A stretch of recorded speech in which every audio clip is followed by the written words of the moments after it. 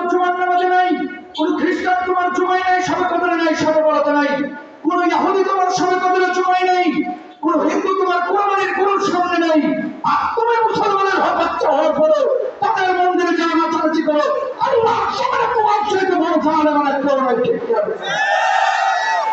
কোন মুসলমান তাদের কোন বসনে যেতে পারে না। নবী বলেছেন আমার এক শ্রেণীর উম্মত তৈরি হবে, টাকা ইয়াস্তাহিল্লুনাল হিরা ওয়াল হারিরা ওয়াল খামরা ওয়াল মাআজিব। এই জামানাটা চলতেছে সেই জামানা কি দাবি করবে আমার উম্মত, দাবি করবে মুসলমান, কিন্তু এরা জেনারেল বিচারকে হালাল মনে করবে। অবৈধ প্রেম রিলেশনশিপকে এখন তো মাশাআল্লাহ জিএ, আমার বিয়ে গর্ব করে বলে আমার জিএ।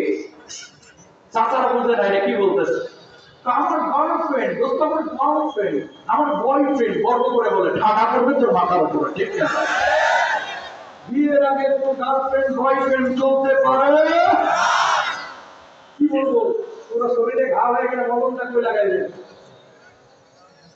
অনেক সময় পোলাপান ডেটিং এ যায় না, ডেটিং এ যে ধরা যায় কথা বলতেন না, অবৈধ রিলেশন ছেলে এবং মেয়েদের ঘুমটা দিয়ে ঘুরতেছে তিস্তা ব্রিজের কাছে। আয়সা বলতেছে কি গো আপনার ছেলেকে তো দেখলাম ওই যে এক মেয়ে নিয়ে ঘুরতেছে তিস্তা ব্রিজের এখানে, তিস্তা ব্রিজের উপরে দেখলাম। কাকায় প্রতিবাদ করবে নাকি, উল্টা আর বলে এই বয়সী করে কথা বলার কথা। মেয়ের বয়স হয়ে গেছে 33 বছর, বিয়ে দিতে চায় না। যদি বলা হয় যে আপনার মেয়েটা তো দেখেছি সারা রাত গল্প করতেছে, আড্ডাবাজি করতেছে, আর মতি তো ভালো দেখতেছি না, একটু করে তার মানে কি এটাকে হালাল মনে করতেছে, ঠিক কিনা বলেন? জেনার পথ বন্ধ হয়ে যাবে, বিবাহের পথটাকে সহজ করে দেন। বিবাহের পথ কঠিন হয়েছে, জেনার দ্বার উন্মুক্ত হয়ে গেছে, ঠিক কিনা ভাই? বিয়ে দিতে চায় না এখন, বিয়েটা ক্যারিয়ারের সাথে সম্পর্ক না ভাই, বিয়েটা হচ্ছে যৌবনের সাথে সম্পর্ক। আমার মাদেরকে বলবো, বোনদেরকে বলবো এবং আপনাদেরকে বলবো, বাবাদেরকে বলবো, ছেলে মেয়েদেরকে দ্রুত বিয়ে করার। যত দ্রুত বিয়ে করবেন ছেলে মেয়েদের পাপ তত কম হবে, তত কম হবে আল্লাহর বারাকা রহম ঘরের মধ্যে আসবে, ঠিক না? বলবেন মাশাআল্লাহ চাই বিয়ে করতে, এই হাসো বিয়ে নিয়ে আমার বস আছে, আহমদুল্লাহ সাহেবের আছে, মিজানুর রহমান আজারি সাহেবের আছে।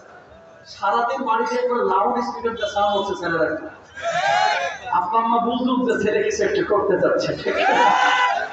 শুনে ইয়াস্তাহিল্লুনাল হিরা ওয়াল হারিরা, জেনা ব্যভিচারকে হালাল মনে করবে, অবৈধ রিলেশনকে হালাল মনে করবে, চিকন চাকন পোশাক পরিধানকে হালাল মনে করবে।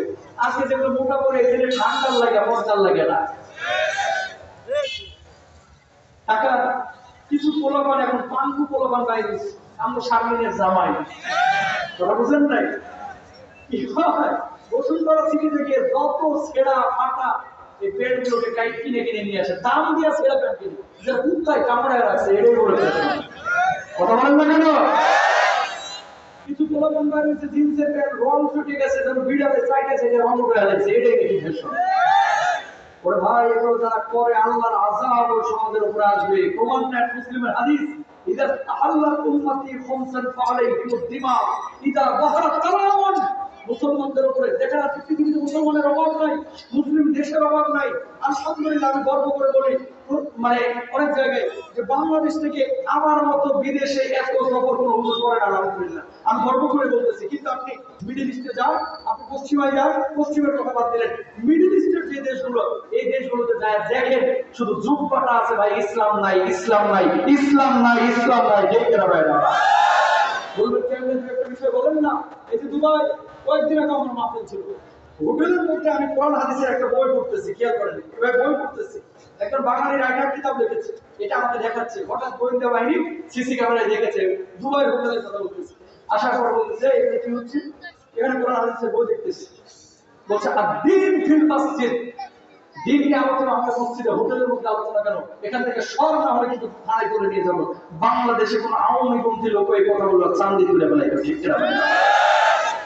অথচ দুবাইয়ের মতো জায়গায় দেখছেন দিন নিয়ে আলোচনা করা যায় না ভাই, ওপেন জুমার খুতবা সরকার লিখে দেয়। সৌদি আরবের রিয়াদে 3 দিন আগের ঘটনা, নারীরা ডান্স করতেছে, ফ্যাশন শো করতেছে, পেছনে কাবার মতো স্টেজ বানাইছে, আল্লাহর আযাব আসতে মনে হয় বেশি দেরি যায়, ঠিক না? লেবাননে 5 টাকা দিলে আপনার এলাকায় চা পান, তাই না? টুপি পরে মদ খাইতেছে, লেবাননে। আমি ধরছি যে ভাই তুই মদ খাস কেন, তোর নাম কি? আমার নাম অমুক। আমি বললাম মদ খাবি কেন, মদ খাচ্ছিস কেন? তোর মাথায় না টুপি? কালকে কি বার, তুই কোথা থেকে আইছিস? আরবিতে বলতেছে আর কি, তুই করে বলছে আপনার আরবিতে তুমি আপনি তুই সব একই। আঙ্কাল কোথা থেকে এসেছো? বাংলাদেশ থেকে এসেছি। কেন এসেছো? ঘুরতে না কাজ করতে? আমি বললাম আমার একটা ডকুমেন্টারি কাজে এসেছি। ওমা, এই যুবককে বললাম তোমার নাম কি? নাম শুনে বললাম, বুঝতে পারলাম যে মুসলমান। মদ কেন খাচ্ছ? কালকে কি বার? আমি বললাম কালকে রোববার। আজকে কি বার? শনিবার। আগামীকাল আমাদের হলিডে, ছুটির দিন। শনিবারে যদি মদ না খায় পুরো শরীরটা পুরো সপ্তাহে ম্যাজ ম্যাজ করে, এই জন্য মদ খায়। নামাজ এখানে বলেন না, বাড়িতে যাবে জোরে বলেন না। হাজার হাজার মানুষ হাজার হাজার মানুষ এরকম মাদকাসক্ত মুসলিম বিশ্বে, হাজার হাজার। দুবাই এয়ারপোর্টে নামে ডিউটি ফ্রি মদ ভাই। ইরাকে যান, এগুলো তো আমার ঘোরা। এই যে যুদ্ধ বিগ্রহ দেশগুলোর জন্য আমরা অনেক দোয়া করি, তাই বিশ্বাস করেন মদে সাইলাম হয়ে গেছে। মদ আর নারী নিয়ে সারাক্ষণ মানুষ ডুবে থাকে। গত কয়েকদিন আগে তাবুকের বিশ্ববিদ্যালয়ের একজন টিচার আমার বললো আরবে, দেখ মক্কা ইসলামের জন্ম হয়েছে, মদিনা ইসলাম প্রাপ্তবয়স্ক হয়েছে, আর সেই ইসলাম লালিত বলতে হচ্ছে আজকে বাংলাদেশ, ভারত, পাকিস্তানে। তোদের চাইতে আমাদের ইমান এখন অনেক দুর্বল। কথা আসলেই বাস্তব, ঠিক আছে? এদেশের মধ্যে কোন লিডার, কোন সরকার যদি জুমার খতিবকে বলে এটা ছাড়া তুমি খুতবা দিতে পারবে না, ওই সরকার ক্ষমতায় থাকতে পারবে না। বুঝে নাই কথা মনে। ওইসব দেশে আইন করছে কি জানে না? আইন করছে 16-17 লাইনের একটা খুতবা সরকার থেকে লিখে দিবে। ওই খুতবায় যে ওখানে করতে হবে, একটা শব্দ বাড়াইতে পারবেন না। আর আমার বাংলাদেশের খতিবরা ওপেন কথা বলে, ওপেন। কোন সরকার যদি খুতবা নিয়ন্ত্রণ করতে চায় ওর সিংহাসন আকাশে উড়ে যাবে, ঠিক আছে? কিন্তু ওদের দেশে, মিডল ইস্টের ম্যাক্সিমাম দেশে একই কারবার, খুতবা নিজে থেকে দিতে পারবেন না। ওই খুতবার মধ্যে আবার সরকারের গুণগান লেখার জন্য, যেমন আমাদের যিনি ছিলেন আমাদের আপা, আমাদের কি আপা, ও খুতবার মধ্যে একটা অংশ দেয় এরকম, আল্লাহ আপনাকে হায়াতে তৈয়বা দিয়েন, আল্লাহ আপনার হায়াতে রিজকে বারাকা দিয়েন, আল্লাহ আপনার আব্বাকে আপনি জান্নাতুল ফেরদাউস নসিব করেন। বিপরীতটা কথা বলে খালি আপা আপা আপা, 3-4 লাইন থাকে ওদের সরকারকে নিয়ে। নাউজুবিল্লাহ, জোরে সোরে বলেন।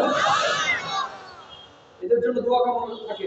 তো যে কথা বলতেছিলাম, মুসলমানদের দেশের অভাব নাই, মুসলমানের সংখ্যার অভাব নাই, টাকা পয়সা প্রভাব প্রতিপত্তির অভাব নাই, কিন্তু কেন মুসলমান মার খাচ্ছে? একমাত্র কারণ ইমান থেকে মুসলমান দূরে সরে গেছে। আপনাদের এলাকায় কিছু লোক আছে, ওই মদ তো দামি, কিনে খাইতে পারে না, এজন্য গাঁজা খায়। ও যদি গাঁজা মদ যদি পাইতো, হুজুরে মারিয়া গেলে মদ খেত। কথা কর লাগে।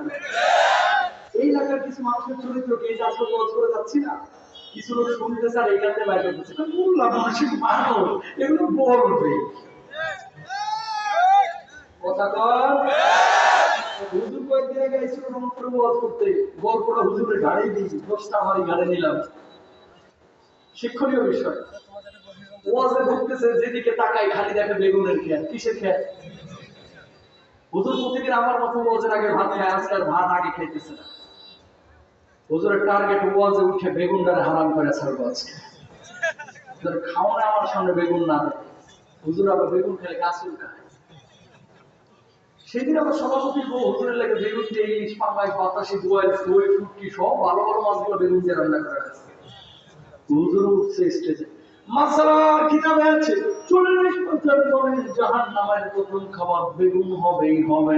বেগুন কেউ খায় না, বেগুন কেউ ধরেন না, বেগুন কেউ খায় না। মাসাল তো হুজুর ছাড়া দিয়েছে। মুসল্লিরা বাঁকা চোখে ইমামের দিকে তাকায় রয়েছে। এ হুজুর বেগুন হারাম জানে, আপনি জানেন না। আজকে মাহফিলটা শেষ হোক, আপনার একদিনকে আমাদের কথা বলছেন না। হুজুর তো বলেছে নিজের স্বার্থের জন্য। মাহফিল শেষে 12:30টার দিকে সভাপতি বাড়িতে নিয়ে গেছে, ভাত আর আসে না। কি গো ভাত টাতকে দিবেন না? হুজুর বসেন, ডিম ভাজতে গেছে।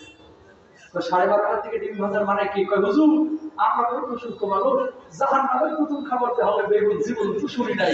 আমার বউ বেগুন দিয়ে ইলিশ, পাঙ্গাস, বাতাসি, বোয়াল সব ভালো ভালো মাছগুলো রান্না করে রাখছে, জাহান্নামের বেগুন আপনার সামনে দিই কেমনে? হুজুরের মাথা এবার পুরাই নষ্ট। এদিকে আসেন মিয়া, মানুষ মূর্খ হলে কি এত মূর্খ হয়? হুজুর কি আমি করলাম মাসালা কেতাব কেন নাই তো কি আছে? অন্য কেতাবের মধ্যে আছে ৩৬ পাতার ধরনের অন্য তরকারি না হলে একটু একটু বেগুন খাওয়াও চলে। টাকা বেগুন গুলা নিয়ে আসেন, বাইসে বাইসে মাছগুলো খায়। এই জামানায় যতই ওয়াজ করেন সুদের আর মদের, কিছু লোক ওয়াজ কানে নেয় না, ও ঘুরায় জায়েজ করে। কেমনে?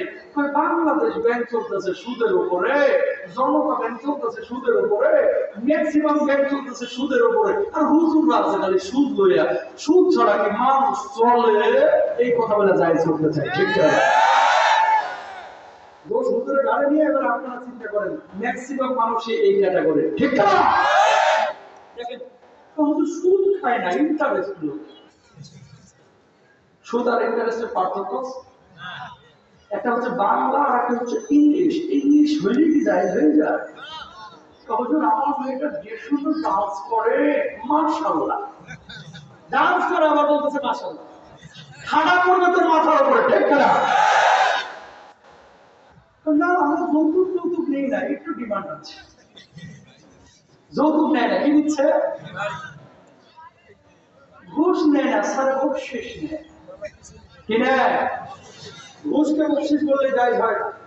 মদ টদ খায় না, মাঝে মাঝে ছেলে একটু বিড়িতে টান মারে।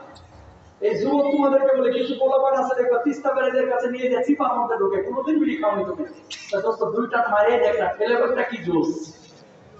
এইভাবে কিন্তু শুরুটা করে, ঠিক না বলে? পৃথিবীর একমাত্র খাবার যার গায়ে লেখা আছে খালি মরবি, খালি ক্যান্সার হয়, এটা মৃত্যু ঘটায়, এরপরও খা।